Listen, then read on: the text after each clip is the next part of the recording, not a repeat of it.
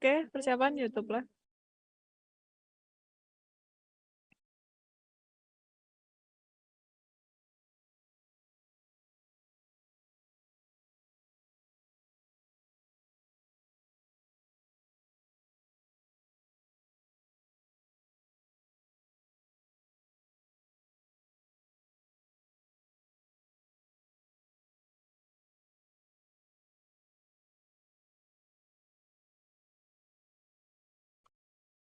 Halo Tribuners, tak terasa ya sudah akhir pekan lagi dan Live Tribun Travel Update kembali menyapa Anda pada hari ini Sabtu 20 Agustus 2022.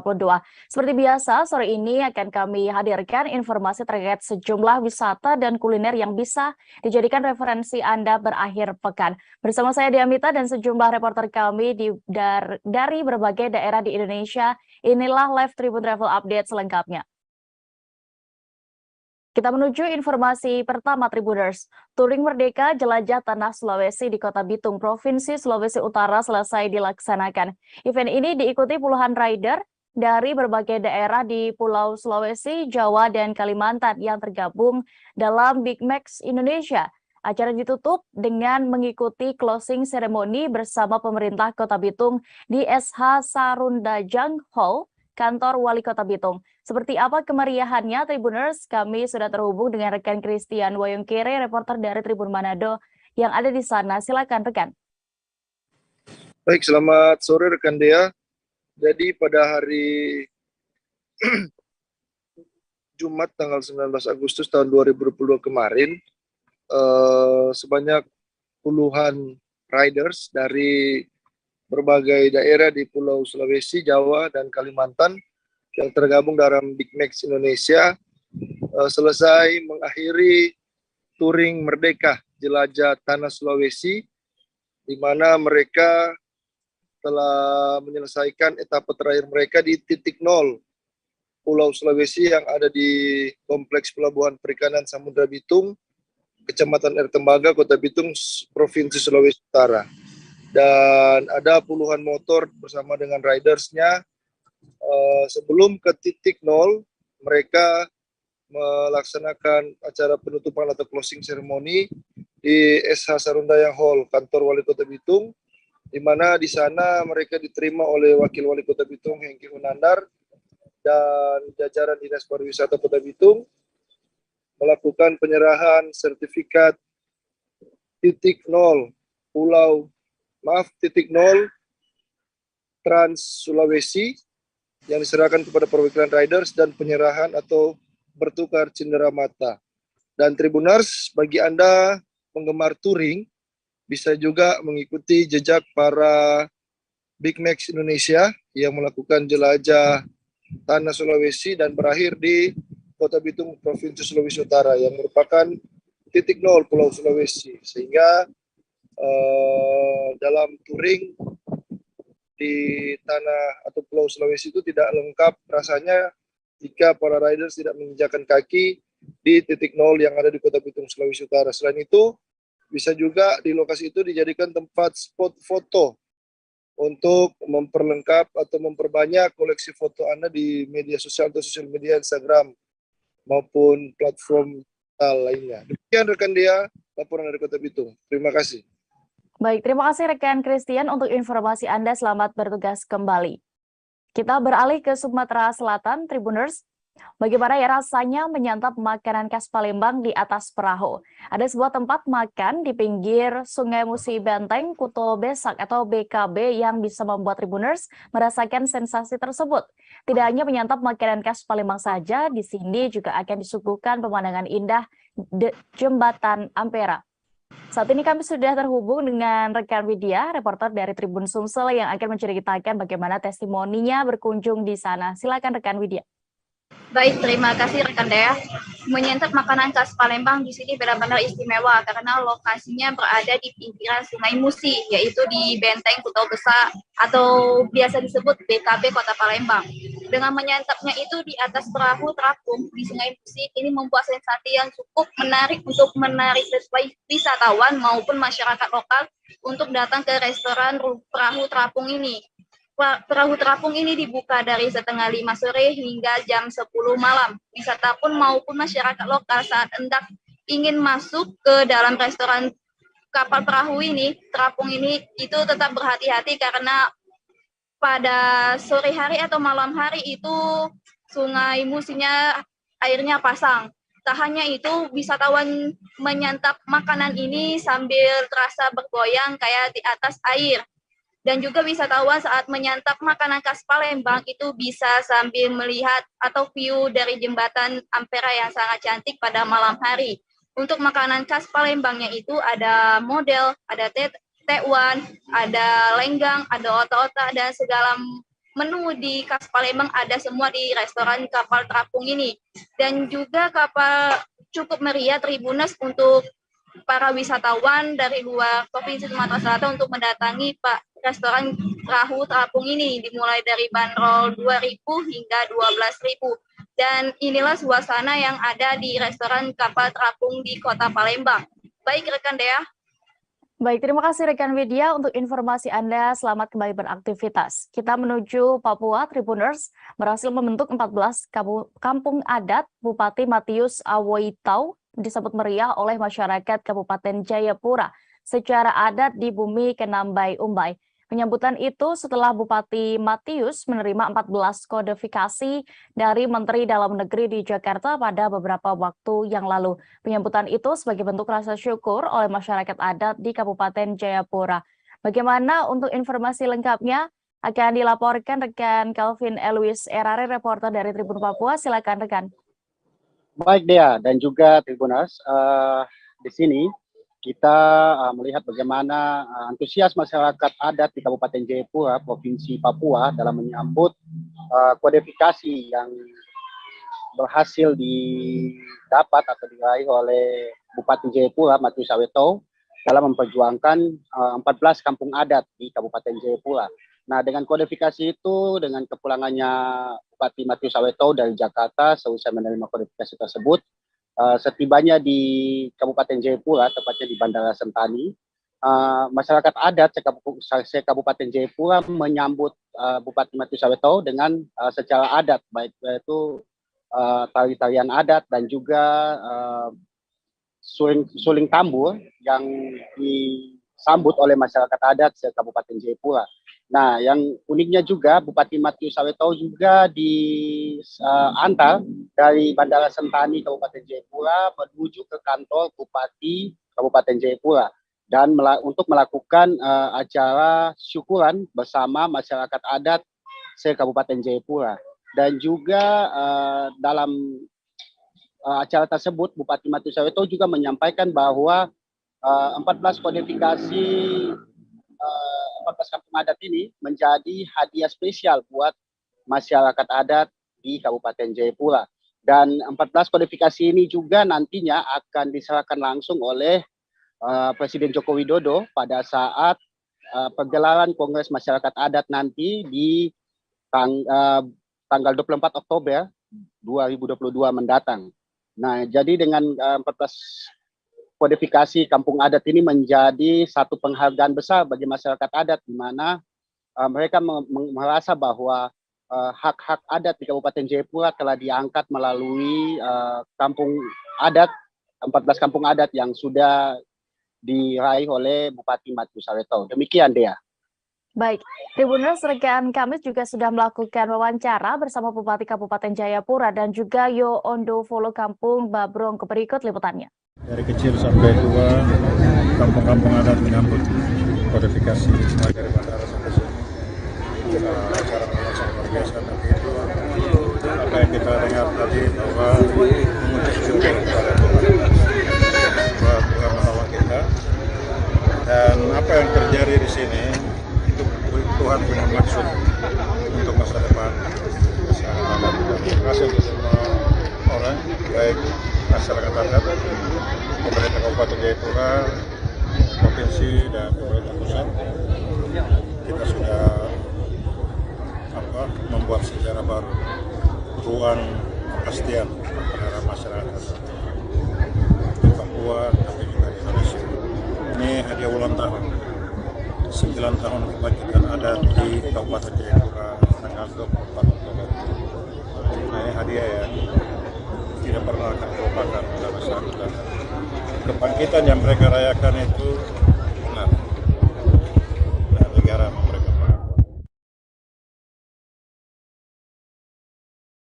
Kampung Babronko dari 14 kampung ini sudah masuk dalam kodifikasi sebagai kampung adat, dan kami dari Kampung Babronko nomor urut 8. Dan ini menandakan bahwa hari ini dengan resminya dikeluarkan kodifikasi yang diberikan oleh Departemen Dalam Negeri dan diserahkan kepada Asisten 1 Provinsi Papua, dan hari ini resmi diserahkan kepada Bupati Jayapura dan akan diserahkan langsung oleh Presiden Jokowi kepada 14 kampung adat yang akan diterima langsung oleh ondofolo dari 14 kampung ini.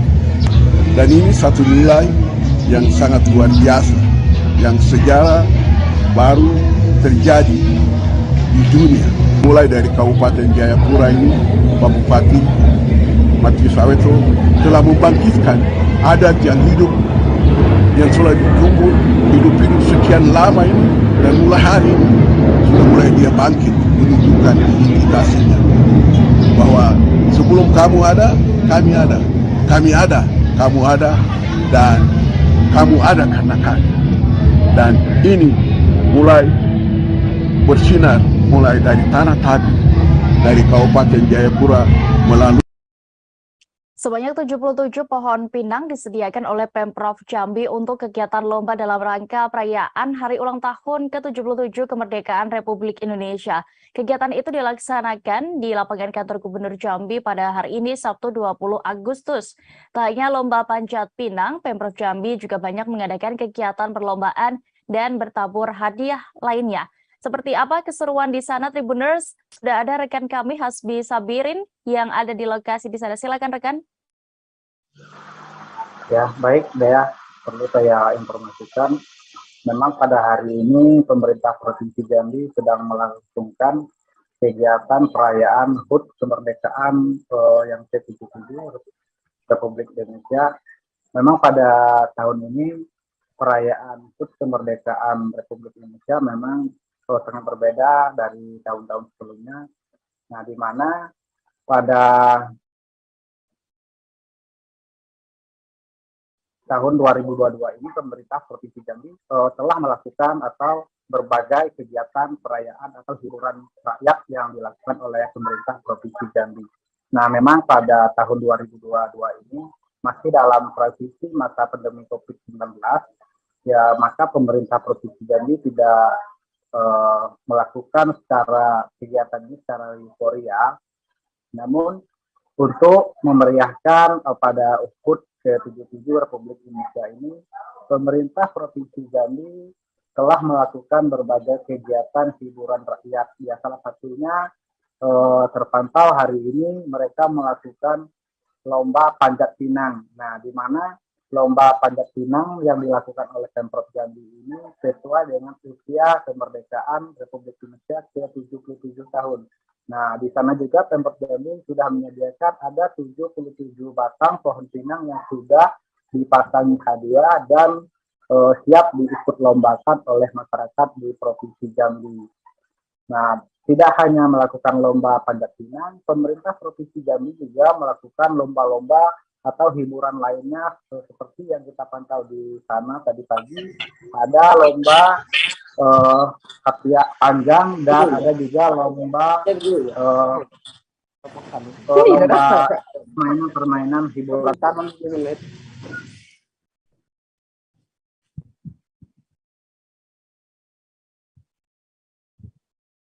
Ya, baik. Di suasana di sana juga tidak hanya menggambarkan suasana keramaian, namun di acara HUT perayaan kemerdekaan Republik Indonesia ini, semua masyarakat beramai-ramai mengunjungi lapangan kantor Gubernur Jambi pada pagi hari ini, karena di sana juga ada bertaburan hadiah yang disediakan oleh panitia untuk memeriahkan hari ulang tahun kemerdekaan Republik Indonesia ini.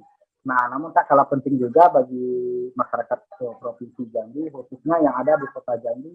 Nanti malam itu ada hiburan rakyat yang juga sudah disediakan oleh pemerintah Provinsi Jambi. Itu mendatangkan artis ibu kota dari Jakarta. Itu ada Wali Band, ada juga artis-artis dangdut seperti Ari Lida dan KDI. Nah, memang pada acara ini Gubernur Jambi juga berpesan di masa transisi COVID-19 tahun 2022 ini, dia meminta kepada masyarakat Provinsi Jambi tidak melakukan perayaan yang terlalu euforia, dan Gubernur Jambi juga meminta kepada masyarakat yang datang untuk memeriahkan perayaan itu tetap memakai masker dan juga melakukan vaksinasi terlebih dahulu. Nah, seperti di lokasi kegiatan atau perayaan tadi, pemerintah Provinsi Jambi juga melakukan tempat persediaan khusus vaksinasi ketiga. Nah, di perayaan ini juga memang beda perayaan yang tahun lalu. Pemerintah Provinsi Jambi tahun ini untuk mengembalikan semangat dan kegairahan masyarakat Provinsi Jambi yang sudah 2 tahun ini, boleh dikatakan tidak ada hiburan-hiburan besar yang dilakukan di Provinsi Jambi dalam 2 tahun ini. Namun pada tahun ini ya masyarakat merasa baik dan senang atas terselenggaranya kegiatan ini. Nah, begitu ya yang saya dapat laporkan. Baik, terima kasih rekan Hasbi Sabirin di Jambi. Silakan kembali beraktivitas. Tribuners, kami akan kembali sesaat lagi seusai jeda berikut. Tetaplah di Live Tribun Travel Update. Unit 37 ini yang semalam baru mulai. Apa yang dirasakan Kak Fernita? Sebenarnya aku nggak ngerasa itu penangkapan atau penggerebegan atau apapun itu, karena gini loh, posisinya aku kriteria. Jadi kita mengenal disebut dengan stroke yang tidak berdarah dengan stroke yang berdarah.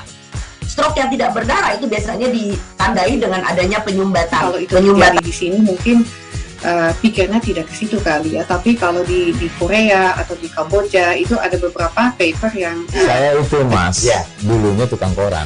Oh gitu ya, Tukang koran. Ya, saya baca ya Pak. Tuh kan, pernah baca kan? Ya. Jadi kalau saya jadi pangdam itu udah bersyukur banget. Si anak ini dijadikan sebagai tersangka begitu. Ya, kalau ini kita bicara yang di luar kasus Sebongombo ya. Dengan nama hujan shower, di mana terdapat batas jelas antara daerah hujan dan tidak hujan yang biasanya terjadi pada fase awal mature stage atau tahap berbahaya itu Kang. Jadi mulai artinya terjadinya perlembekan. Nah, itu untuk penetrasi akan sulit gitu ya. Dok, saya ini menurut saya memang tidak mudah, bukan urusan tanah diambil. Kalau misalnya Amerika Serikat sekarang, Rasulullah mengatakan dalam sebuah hadis bahwa berpuasa di 6 hari Syawal itu. Oke, apa kabar Bang Arif di sini untuk strateginya? Kalau saya sendiri di unit 37 ini yang semalam baru mulai, Apa yang dirasakan saya udah Kak Fernita? Sebenarnya aku nggak ngerasa itu penangkapan atau penggerebegan atau apapun itu, karena gini loh, posisinya aku kriteria. Jadi kita mengenal disebut dengan stroke yang tidak berdarah dengan stroke yang berdarah. Stroke yang tidak berdarah itu biasanya ditandai dengan adanya penyumbatan. Kalau itu terjadi di sini mungkin pikirnya tidak ke situ kali ya, tapi kalau di Korea atau di Kamboja itu ada beberapa paper yang saya itu mas, ya, dulunya tukang koran. Oh gitu ya, Tukang koran. Ya, saya baca ya Pak. Tuh kan, pernah baca kan? Ya. Jadi kalau saya jadi pangdam itu udah bersyukur banget. Si anak ini dijadikan sebagai tersangka begitu. Ya, kalau ini kita bicara yang di luar kasus Sebongombo ya. Dengan nama hujan shower, di mana terdapat batas jelas antara daerah hujan dan tidak hujan yang biasanya terjadi pada fase awal mature stage atau tahap Berbahaya dewasa. itu Kang. Jadi mulai artinya terjadinya perlembekan. Nah, itu untuk penetrasi akan sulit gitu ya. Dok, saya ini menurut saya memang tidak mudah, bukan urusan tanah diambil.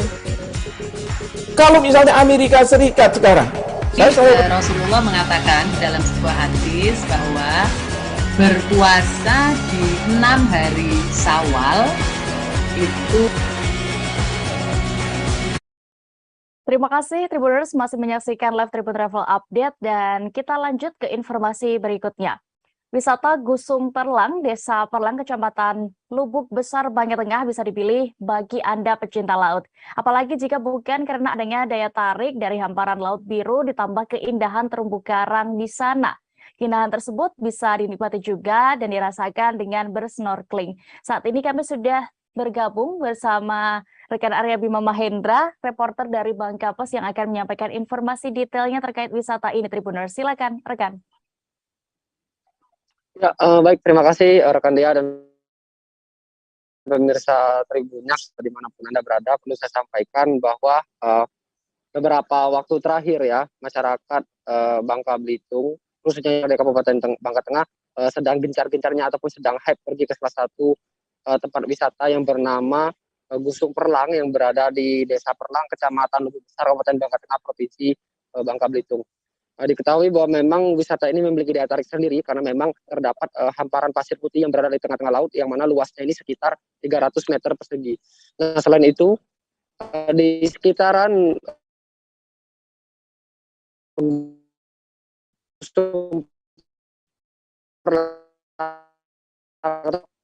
terdapat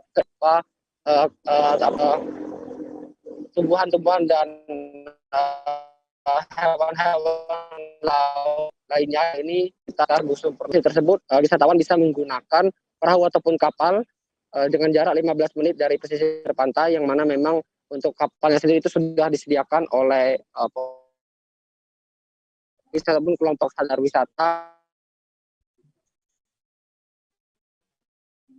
yang memang menjadi pengelola belang tersebut. Karena memang tidak bisa langsung pergi mendadak untuk menuju wisata Gusung Perlang tersebut karena harus dipersiapkan berbagai hal seperti kendaraan ataupun transportasi serta makanan dan snack ataupun minuman bagi para wisatawan. Adapun biaya ataupun biaya yang bisa dibayarkan untuk menuju ke Gusung Perlang tersebut ya ini 200.000 per orang dan bisa dikunjungi dengan minimal 10 orang dan akan diantarkan oleh pihak pengelola wisata ke Gusung Perlang tersebut dan ditemani dan diajak untuk snorkeling juga itu seharian full dari pagi sampai sore hari. Nah, di sana para wisatawan bisa melihat ataupun berfoto-foto, bahkan ada juga layanan foto underwater ya sehingga dipastikan akan membuat wisatawan ini cukup merasa takjub dengan keindahan biota laut pun keanekaragaman laut yang berada di wisata Gusung Perlang, Desa Perlang, Kecamatan Lubuk Besar, Kabupaten Bangka Tengah ini. Namun perlu saya sampaikan bahwa memang untuk destinasi wisata Gusung Perlang ini sendiri hanya bisa dikunjungi saat bulan Maret sampai bulan Agustus saja karena memang di luar bulan itu biasanya kondisi cuaca sangat tidak memungkinkan untuk dilakukan trip snorkeling karena gelombang yang cukup tinggi disertai arus di bawah laut yang memang cukup kencang sehingga tidak memungkinkan bagi para wisatawan untuk melakukan kegiatan snorkeling. Mungkin demikian yang bisa saya laporkan rekan Dea, kembali ke studio. Baik, terima kasih rekan Arya untuk informasi Anda. Selamat kembali beraktivitas. Kita beralih ke informasi berikutnya, Tribuners. Setiap daerah di Indonesia pastinya memiliki makanan khasnya. Di Makassar, Sulawesi Selatan sendiri ada namanya pisang epe. Bahan dasarnya adalah pisang belum terlalu matang yang kemudian dibakar menggunakan arang dengan cara dijepit menggunakan alat khusus. Saat ini kami sudah terhubung dengan rekan Rudi Salam, reporter dari Tribun Timur yang akan menginformasikan lebih detailnya terkait kuliner satu ini. Silakan rekan Rudi. Iya, rekan Dea, memang pastinya setiap daerah mempunyai makanan khas tersendiri di daerahnya maksud kami. Nah, khusus di Makassar, Provinsi Sulawesi Selatan ada pisang epe yang menjadi salah satu makanan khas di Kota Makassar pastinya, di mana pisang epe ini merupakan berbahan dasar maksud kami berbahan dasar pisang yang belum terlalu matang dalam artian mengkal, kemudian dibakar menggunakan arang, lalu dijepit menggunakan alat khusus. Nah, ini prosesnya disebut dengan diepek ataupun dipukul-pukul sedikit, kemudian dibakar lagi dan diepek lagi dan atau digeprek maksud kami, Dea. Nah, kemudian pisang ini disuguhkan dengan berbagai topping, ada gula merah, ada keju, ada coklat dan sebagainya. Kemudian untuk harganya sendiri, pisang epek dijual dengan harga 10 ribuan dan dapat dinikmati menggunakan ataupun dapat dinikmati dengan minuman khas Makassar juga, ada saraba.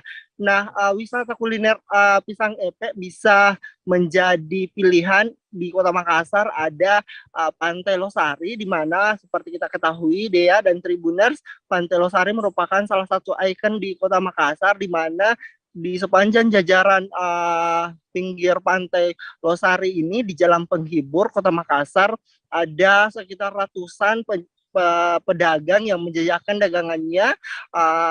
Dagangannya itu cuma satu, ada pisang epek, di mana memang ini sudah menjadi ikon Kota Makassar dan terletak juga di ikon Kota Makassar, Pantai Losari. Dan di sini kita bisa memilih tenan-tenan ataupun penjual yang menjual pisang epek sesuai dengan tempat favorit kita. Nah, untuk harganya itu sangat terjangkau karena hanya 10 ribuan saja, Tribuners. Nah, untuk di Pantai Losari ini ramai sore hari, mulai pukul 4 dan bisa ramai sampai dengan pukul 11 malam, Tribuners. Jadi ini bisa menjadi salah satu pilihan wisata kuliner ketika berkunjung ke Makassar. Dea. Baik, terima kasih rekan Rudi. Salam untuk informasi Anda. Selamat kembali beraktivitas.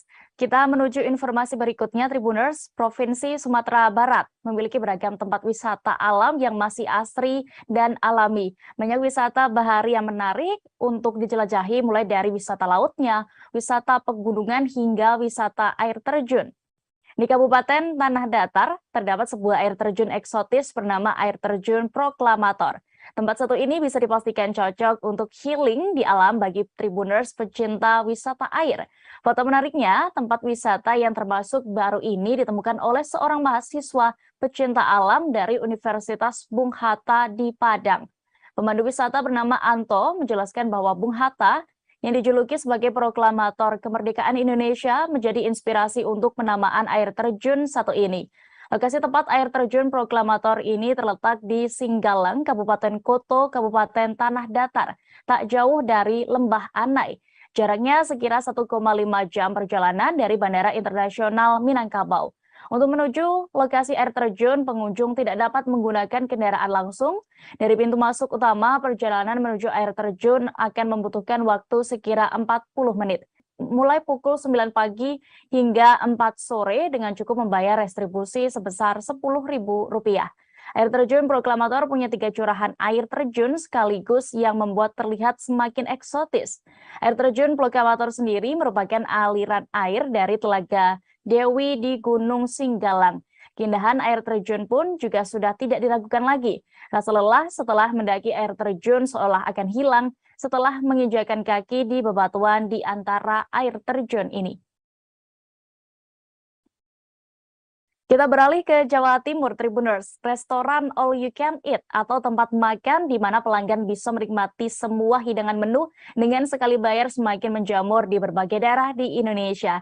Satu di antaranya yakni Kaizen, restoran all you can eat ala Jepang yang memiliki hidangan lebih dari 100. Ini sudah berdiri di sejumlah kota di Indonesia, di antaranya ada Surabaya, Malang untuk kawasan Jawa Timur dan juga Bali. Di Malang, lokasi Kaizen ada di Jalan Willis, nomor 25, Kota Makassar dengan pilihan paket harga mulai dari Rp80.000 hingga Rp160.000. Menu andalan yang harus dicoba adalah irisan Wagyu yang dapat Tribuners ambil sendiri tanpa batasan jumlah. Daging bisa Anda masak sendiri dengan cara dipanggang dan juga syabu-syabu atau kuah dengan berbagai rasa.